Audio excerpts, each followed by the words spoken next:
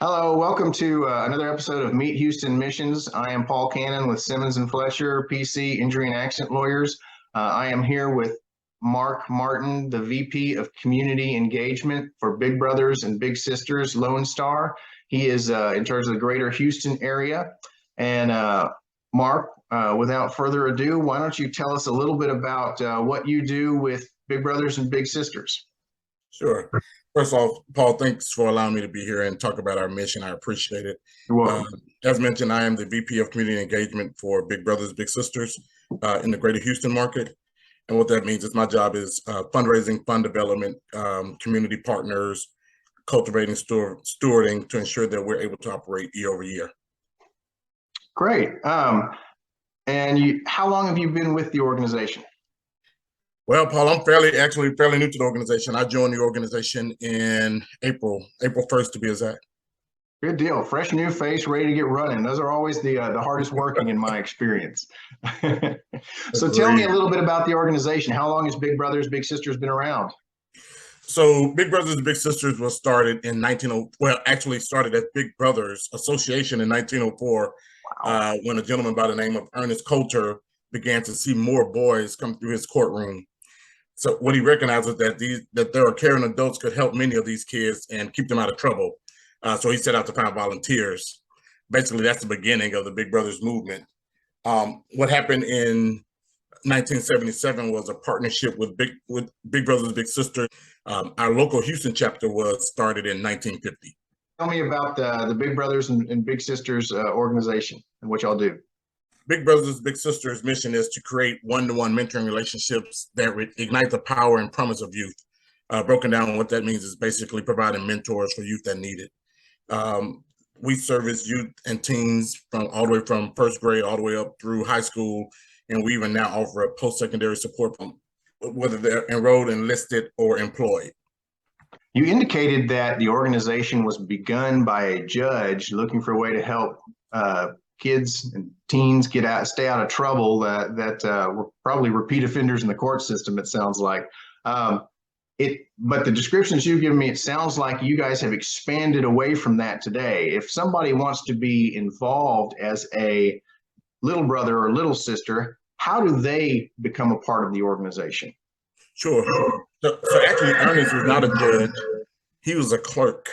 Oh, wow. In the court system, right? Yeah, he was a clerk in the court system and just had the opportunity to experience the youth coming through the juvenile system. What we serve now are the mission is still the same. We target youth that are in danger of the prison pipeline, but most importantly for us is truly just a situation where we know that youth need mentors, and sometimes a mentor is not a parent or a family member, but it's someone outside of the family that they're more comfortable with speaking with, and that can support them in ways that perhaps they wouldn't be comfortable with talking to a parent or family member about. And I'm assuming they would need some sort of a parental permission to become involved? Correct. And that's the probably the part that takes the longest, because it is a rigorous process to become a big or in this program. We do rigorous background checks to ensure that the bigs are safe enough to be with our youth. The youth also have to go through not necessarily a background check, but there is an interview process to ensure that we're making the right matches. Good deal. And when you say making the right matches, kind of what is the strategic goal with that? So the strategic goal basically is to ensure that when we make that mentor match, that it's beneficial for both parties. We ask our bigs to commit to at least 1 year in a match, and that's a major commitment, and it needs to make sense for them. So an example of that would be if a child is interested in becoming an attorney, for instance, we would essentially match them with another attorney as a volunteer, so that they're equally aligned in what the end goal is. Okay, so this is not a situation where we're looking for somebody who basically just acts as a substitute parent or something like that. This is a situation, it sounds like to me, where you're matching people with adults who could potentially help them achieve their goals down the road, and at least learn a little bit more about what it really means to be what they think they want to be. That's right. I've heard a lot of stories, especially from some of our awesome board members, regarding how long they've been matched or how long they've been involved. And one of the stories that sticks out is one of our board members has been matched or been affiliated with his match for over 20 years. So they started out when that little was in third grade, and the little is now married with children of his own, and works in the same industry as his big brother. Mark, if somebody would like to become involved as a big brother or big sister or a little brother or little sister, how do they get involved with your organization? The easiest way to get involved is to visit our website at bbstx.org/greater-Houston. And they can find information there on how to become a big, information about the organization, programs that we offer. But then also, Paul, we're out in the community, so we partner with schools in different school districts, and we're there and we're recruiting littles there as well. Great. Can you tell us, where are your offices located? So our address for our headquarters is 1003 Washington Avenue, Houston, Texas, 77002. We're located right outside of downtown on Washington Avenue.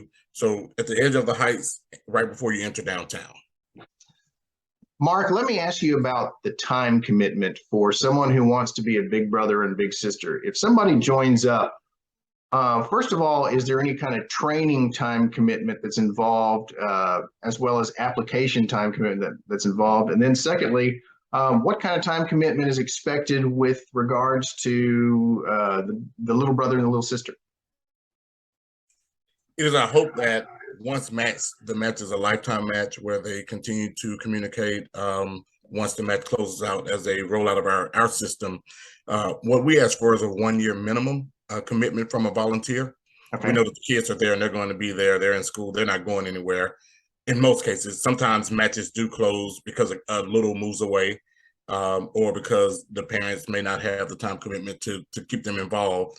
What we look at as far as the process, it takes about 1 month to 3 months to actually be matched. And the reason for that is because there is a lot of training that's involved for the big to ensure that they go into this match with a great understanding of what that looks like, what can be talked about, the do's and don'ts, the cans and cannots, I like to say as well. But then there's also some DEI training involved and a few other trainings that have to be completed before they're able to actually be introduced and engaged with the little. Okay, and does that training take place at your offices? Does it take place online? Where are we talking about here? Most of the training is online, and it can be done at the pace of the big or potential volunteer, which is why we say about a month to 3 months. With regards to once they are matched up, is there a set meeting time that with the big brother and the little brother, or the big sister and the little sister, or how does that work? For a few different programs, and one is our site-based program, which is where a big brother will go to the school of the little brother or little sister.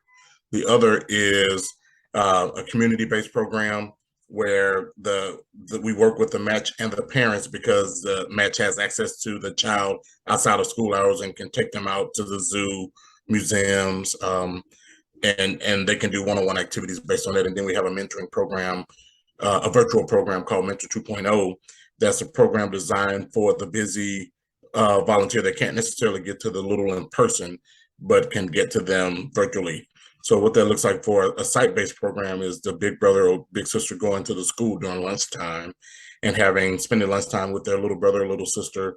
And it's not always so formal. It can be just conversations. How are things with you? It can be playing games. It can be just literally having lunch. All right. And I understand you guys also have some fundraiser type events that benefit the organization. Can you tell us a little bit about those? We do. We have a few annual events, and we like to call them our signature events. And I'll go in order of kind of when they happen throughout the year. Okay. At the beginning of the year, we host an event called Big Picture. And it's not necessarily a fundraiser, but what it does is exactly what it is. It gives the big picture to our communities of the work that we're doing, and also offers opportunities for people to decide if they want to become a volunteer, aka a big brother or big sister, or then also become a supporter or a partner of our organization. Later in the spring, we do an event called Bowl for Kids' Sake. And that event is basically, these names are going to tell you what they are. This is a bowling event where it's a peer-to-peer event where teams raise money through becoming teams, and all proceeds from the actual event at a bowling alley comes back to Big Brothers Big Sisters to support our mission. And these are some really fun events. There's food and beverage. There's a party. There's a DJ.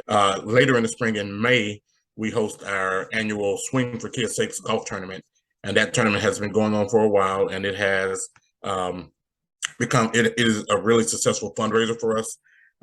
Typically, you see players from all different industries coming together, and it's a day of fun. If you've been to a golf tournament, they all kind of look alike, but this one obviously supports our cause.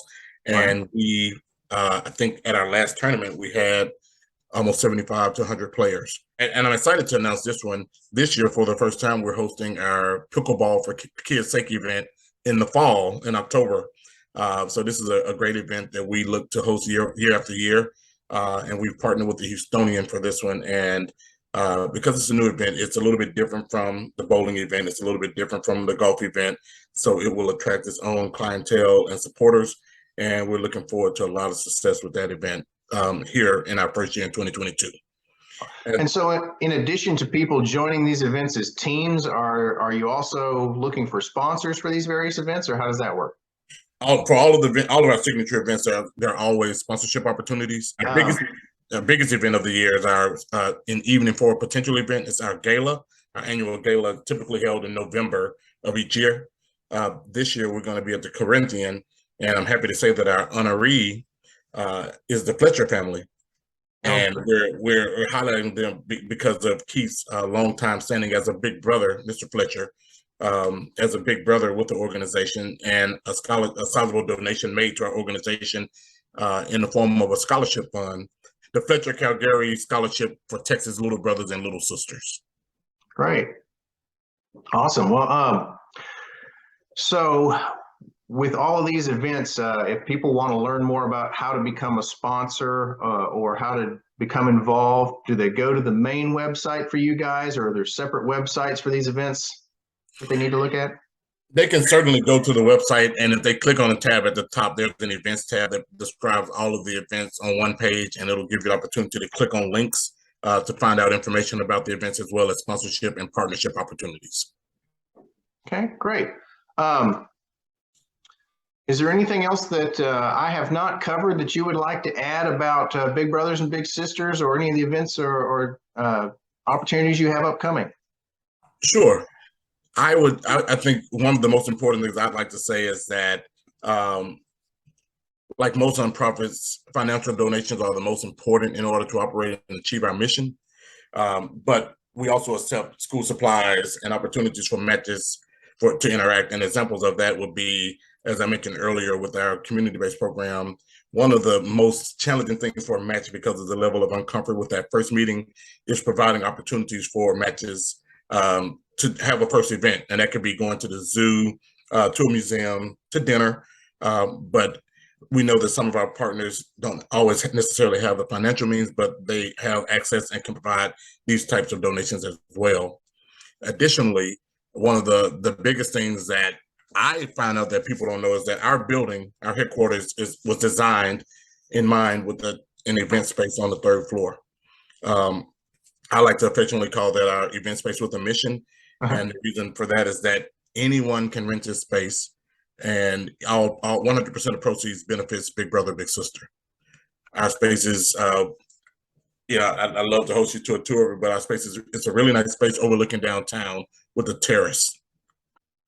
Do you know how many little brothers and little sisters y'all currently, I guess, serve? Yeah, we celebrated a milestone in June. We wanted to serve over 2,000 youth by June of this year, and we actually, at that point, had served about approximately 2,066 youth. How many unmatched littles are there on that waiting list today? There are over 600 unmatched littles right now. Wow.